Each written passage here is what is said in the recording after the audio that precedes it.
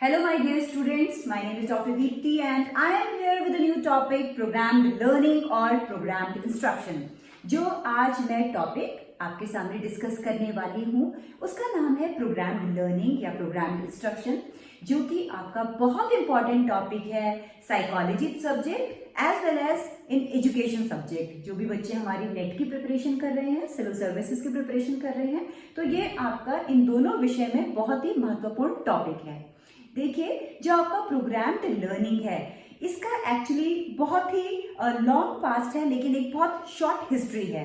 जो programmed learning एक तरीके का इंस्ट्रक्शन होता है जिसमें कि मटेरियल को प्रोग्राम किया जाता है और छोटे छोटे स्टेप्स में प्रस्तुत किया जाता है लर्नर के सामने। ऐसा माना जाता है कि एक हमारे बहुत ही फेमस फिलोसोफर थे जिनका नाम था सोक्रेट्स। इन्होंने सबसे पहले प्रोग्राम्ड लर्निंग को यूज किया था ज्योमेट्री सब्जेक्ट में। उन्होंने प्रोग्राम बनाया था इस विषय में, और इसके बाद काफी हमारे फिलोसोफर्स, एजुकेशनल साइकोलॉजिस्ट आए थे जिन्होंने प्रोग्राम्ड लर्निंग के ऊपर काफी रिसर्चेस की थी। ऐसा माना जाता है कि जो हमारा श्रीमद् भागवत गीता है वो भी हमारा टोटली प्रोग्राम्ड लर्निंग पर आधारित है। इसमें जो भी लेसन्स हैं उससे हमको ये शिक्षा मिलती है कि किस तरीके के मानव का व्यवहार होना चाहिए, किस तरीके का जीवन उसको जीना चाहिए, क्या उसका एंट्री बिहेवियर होता है, क्या उसका टर्मिनल बिहेवियर होता है। यानी कि जब व्यक्ति श्रीमद् भागवत गीता पढ़ता है उससे पहले के उसके व्यवहार और पढ़ने के बाद के व्यवहार यानी कि टर्मिनल बिहेवियर में बहुत अधिक बदलाव देखा गया है। तो बेसिकली जो हमारी भागवत गीता है वो भी इसी प्रोग्राम्ड लर्निंग पर आधारित है। इसके बाद आपके कई साइकोलॉजिस्ट आ जाते हैं, जैसे E.L. थॉर्नडाइक एक ऐसे साइकोलॉजिस्ट थे जिन्होंने बहुत सारी थ्योरीज दी थी सीखने यानी कि लर्निंग पे। इन्होंने एक थ्योरी दी थी theory of effect. Theory of effect में इन्होंने ये कहा था कि हम यदि किसी भी चीज को सीखते हैं और उस सीखी हुई चीज से यदि हमें सेटिस्फैक्शन होता है तो हम उस सीखी हुई चीज को बार बार रिपीट करते हैं और हम उसमें एक्सपर्टाइज करने की कोशिश करते हैं। और यदि हम किसी कार्य को सीखते हैं और हमें डिससेटिस्फैक्शन यानी असंतुष्टि होती है या बार बार फेलियर्स मिलते हैं, असफलता मिलती है, तो हम क्या करते हैं, उस कार्य से अनॉय हो जाते हैं और हम उस कार्य को अवॉइड करते हैं। तो जो आपका प्रोग्राम्ड लर्निंग है इन सब की छोटी छोटी आपको चीजें देखने को मिली थी हमारे जितने भी ये साइकोलॉजिस्ट थे उनके कार्यों में। उसके बाद जो इसका श्रेय जाता है वो जाता है जिन्होंने प्रोग्राम्ड लर्निंग के जो कि आपके प्रोपाउंडर माने जाते हैं वो है आपके B.F. स्किनर। तो ये इनके प्रोपाउंडर थे। ऐसा है आपके और भी बहुत सारे आपके फिलोसोफर्स एजुकेशनल, जैसे आपके गिलबर्ट हो गए, क्राउडर हो गए, इन लोगों ने भी इसके ऊपर बहुत अधिक कार्य किया है। तो सबसे पहले मैं जो शुरुआत करने वाली हूँ मैं उसमें आपको सबसे पहले बताऊंगी कि प्रोग्राम लर्निंग की कैरेक्टरिस्टिक्स क्या होती हैं। देखिए, सबसे पहले जो इसकी कैरेक्टरिस्टिक है वो है आपकी arrangement of instructional material in programmed sequences. इसमें क्या होता है कि कोई भी जो आपका मैटर होता है उसको पहले हम छोटे छोटे स्टेप्स में डिवाइड करते हैं। एज फॉर एग्जाम्पल, जैसे कि सपोज मुझे अपने स्टूडेंट्स को प्रोग्राम्ड लर्निंग के थ्रू पढ़ाना है कि पर्सनैलिटी क्या होती है या पर्सनैलिटी की कैरेक्टरिस्टिक्स क्या होती हैं, कौन कौन सी थ्योरीज उससे रिलेटेड होती हैं। तो मैं कहाँ से स्टार्ट करूंगी प्रोग्राम लर्निंग के थ्रू? सबसे पहले मैं उन्हें बताऊंगी concept of personality, then meaning of personality, उसके बाद डेफिनेशन ऑफ पर्सनैलिटी, उसके बाद मैं बताऊंगी आपके कौन कौन से फैक्टर्स उसको इन्फ्लुएंस करते हैं, then I will come to the theories of personality. तो इस तरीके से हम क्या करते हैं, सिंपल से लेकर कॉम्प्लेक्स टॉपिक की ओर बच्चे को पढ़ाते हैं। तो ये इसका सबसे पहला कैरेक्टरिस्टिक हो गया।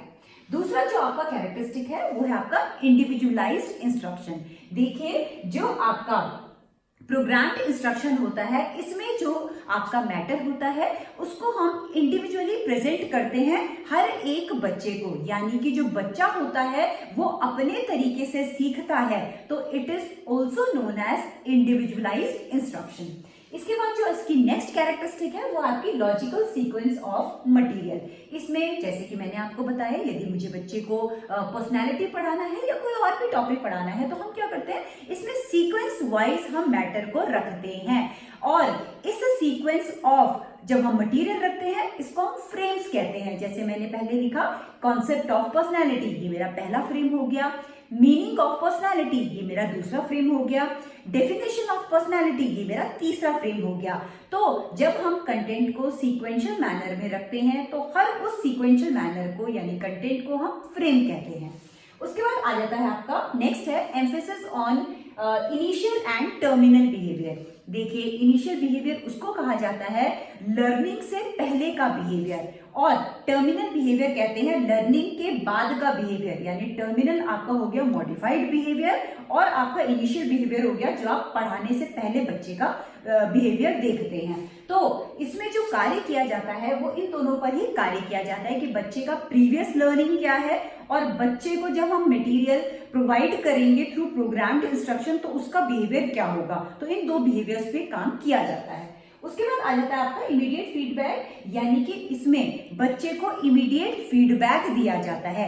जैसे कि बच्चे से पूछा जाता है कि the prime minister of India is dash, बच्चा कहता है श्री नरेंद्र सिंह मोदी।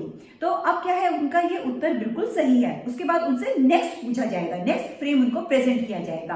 तो बच्चे को जब एक सही उत्तर मिलता है तो उसको पुनर्बलन यानी कि रीइंफोर्समेंट मिलता है। तो बेसिकली क्या है आपका ये जो आपका प्रोग्राम इंस्ट्रक्शन बेस्ड है ये पूरा का पूरा रीइंफोर्समेंट पर बेस्ड है। उसके बाद आता है आपका सेल्फ पेसिंग। सेल्फ पेसिंग का मतलब होता है कि देखिए आपको पता है कि हर बच्चा एक दूसरे से भिन्न होता है। Capability, potentiality, IQ level, interest, attitude, aptitude, बहुत सारी हमारी चीजें हैं जो हमें एक दूसरे से अलग बनाता है। तो आपका जो ये प्रोग्राम्ड इंस्ट्रक्शन है ये सेल्फ पेसिंग पर आधारित है। जैसे कि सपोज मुझे चीजें बहुत जल्दी से समझ में नहीं आती तो मैं क्या करूंगी, उस प्रश्न को बार बार करूंगी और उस प्रश्न का जब तक मुझे उत्तर सही नहीं मिल जाता मैं उसको बार बार अटेम्प्ट करती रहूंगी। कुछ बच्चे हैं जो कि एवरेज होते हैं, कुछ होते हैं आपके अबव एवरेज होते हैं। तो बच्चा अपने एप्टीट्यूड, अपने आईक्यू लेवल के अकॉर्डिंग इसमें कार्यों को सीखता है। उसके बाद है आपका overt responses of the learner. इसमें क्या होता है कि जो भी बच्चे का या लर्नर का जो व्यवहार होता है उसको कंट्रोल किया जाता है, उसको मेजर किया जाता है और उसको ऑब्जर्व किया जाता है उसके उत्तर के द्वारा। इसके बाद आता है आपका कॉन्टिन्यूअस इवैल्यूएशन। इसमें बच्चे का जो रिस्पॉन्स होता है, बच्चा कितना चीजों को सीखा है, उसका कॉन्टिन्यूअस इवैल्यूएशन होता रहता है। तो ये आपकी कैरेक्टरिस्टिक्स हो गई प्रोग्राम्ड लर्निंग की। इसके बाद देखिए आपका किस प्रिंसिपल्स यानी किन किन सिद्धांतों पर आधारित होता है आपका प्रोग्राम लर्निंग। सबसे पहला है आपका प्रिंसिपल ऑफ स्मॉल स्टेप्स। इस इंस्ट्रक्शन का, इस प्रोग्राम लर्निंग का ये मानना है कि यदि हम चाहते हैं कि बच्चे को चीजें अच्छी से समझ में आए तो हम क्या करेंगे, जो बड़ा कंटेंट होता है हम उसको छोटे छोटे स्टेप्स में डिवाइड करेंगे और वो छोटे छोटे स्टेप्स हम बच्चों को क्लियर करेंगे। जब तक कि उसको पहला स्टेप क्लियर नहीं होगा हम दूसरे स्टेप को नहीं लेंगे। ठीक है, तो हम इसमें क्या करते हैं, ये आपका प्रिंसिपल ऑफ स्मॉल स्टेप्स पर आधारित है। उसके बाद आ जाता है प्रिंसिपल ऑफ एक्टिव रिस्पॉन्डिंग। इसमें जो हमारा लर्नर होता है वो एक्टिव होता है। जैसे सपोज उसने पहले प्रश्न का उत्तर सही दिया तो उससे तुरंत दूसरा प्रश्न दिया जाता है, दूसरा उसने ठीक दिया तो उसको तीसरा दिया जाता है और उसको रीइंफोर्स किया जाता है, जिससे बच्चा क्या है, एक्टिव रहता है। उसके बाद आता है आपका प्रिंसिपल ऑफ सेल्फ पेसिंग, जो मैं आपसे पहले भी डिस्कस कर चुकी हूँ। बच्चा अपनी पेस के अकॉर्डिंग चीजों को सीखता है। Next is principle of student testing. इसमें बच्चे की पोटेंशियलिटी को टेस्ट किया जाता है कि उसको चीजें कितनी समझ में आ गई हैं। तो बेसिकली ये आपका स्टूडेंट टेस्टिंग पे बेस्ड है। इसके बाद आपकी कई प्रकार की प्रोग्राम्ड लर्निंग होती हैं जो कि हम आज एक ही टाइप ऑफ डिस्कस कर पाएंगे इस वीडियो में। देखिए जैसे आपकी बहुत सारी होती है। सबसे पहले आपकी लीनियर और एक्सट्रिंसिक प्रोग्रामिंग, दूसरी आपकी ब्रांचिंग प्रोग्रामिंग, तीसरी आपकी mathematics programming, fourth is ruling system of programming, and the fifth one is computer assisted instruction, and the sixth one is learner controlled instruction। ये हम पूरे डिटेल में डिस्कस करेंगे, लेकिन आज तो सबसे पहले हम डिस्कस करने वाले हैं जो सबसे सिंपल मानी जाती है, दैट इज लीनियर और एक्सटेंसिव प्रोग्रामिंग। देखिए जो आपकी लीनियर और एक्सटेंसिव प्रोग्रामिंग है, इसके जो आपके प्रोपाउंडर थे वो थे हमारे बीएफ स्किनर, जिन्होंने कंडीशनिंग जो थी हमारी उस पर ज्यादा एम्फेसाइज करके थ्योरी दी थी। इनका ये मानना था कि जो ह्यूमन बिहेवियर होता है it can be shaped through conditioning. हम ह्यूमन बिहेवियर को यानी कि मानव के व्यवहार को शेप कर सकते हैं, मनचाहा शेप दे सकते हैं, किसके द्वारा, कंडीशनिंग के द्वारा। इसके बाद इन्होंने ये कहा था कि it is based on assumption that human behaviour, ये तो मैं आपको बता चुकी हूँ, बेस्ड ऑन एजम्पशन कि हम अगर सुटेबल रीइंफोर्समेंट अगर देते हैं लर्नर को, तो ये जो आपका रीइंफोर्समेंट होता है ये क्या करता है, लर्नर को मोटिवेट करता है और अधिक चीजों को सीखने में। इसके बाद इन्होंने कहा था कि जो आपके कंटेंट होता है हम उसको फ्रेम्स में डिवाइड करके बच्चों को प्रस्तुत करते हैं। जैसे कि आप देख सकते हैं इसमें है पहला फ्रेम नंबर 1, जब बच्चे को फ्रेम नंबर 1 समझ में आएगा उसके सामने फ्रेम नंबर 2 प्रेजेंट किया जाएगा। फ्रेम नंबर 2 जब उसको क्लियर हो जाएगा और वो करेक्ट रिस्पॉन्स देगा तब frame number 3, frame number 4, frame number 5, it goes on like this. तो आपकी जो कॉन्टिन्यूटी होती है फ्रेम को प्रेजेंट करने की वो आपकी कंटिन्यूसली लर्नर को प्रेजेंट की जाती है through reinforcement.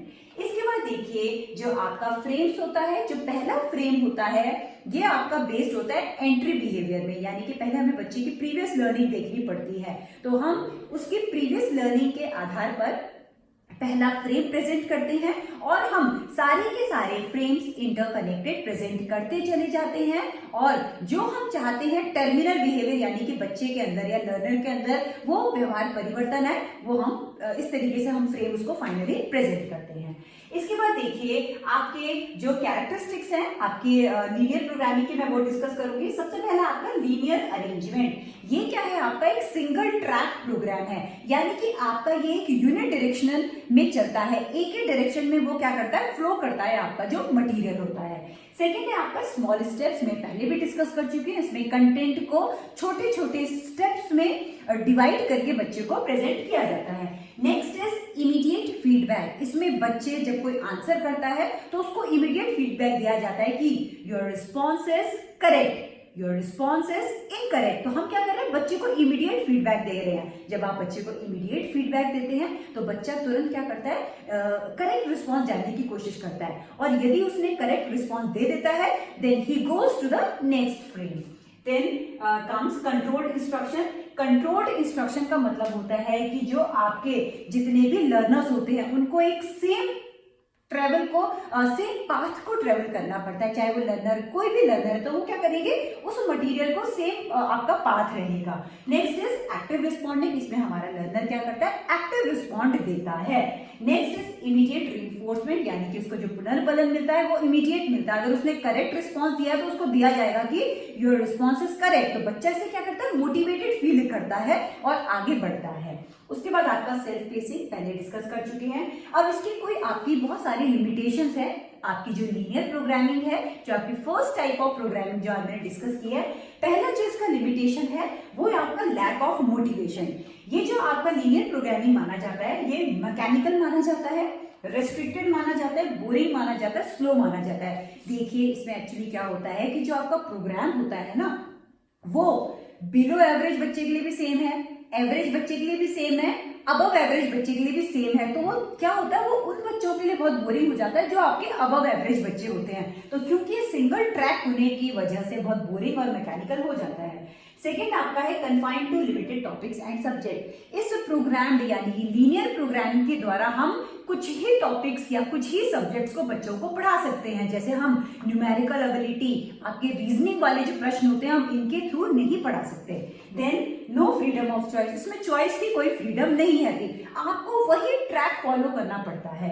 Then no development of discrimination power, इसमें बच्चे की डिस्क्रिमिनेशन पावर डेवलप नहीं होती है, यानी कि दो चीजों में किस तरीके से डिस्क्रिमिनेट किया जाए, कैसे विभेदीकरण किया जाए वो नहीं डेवलप हो पाता।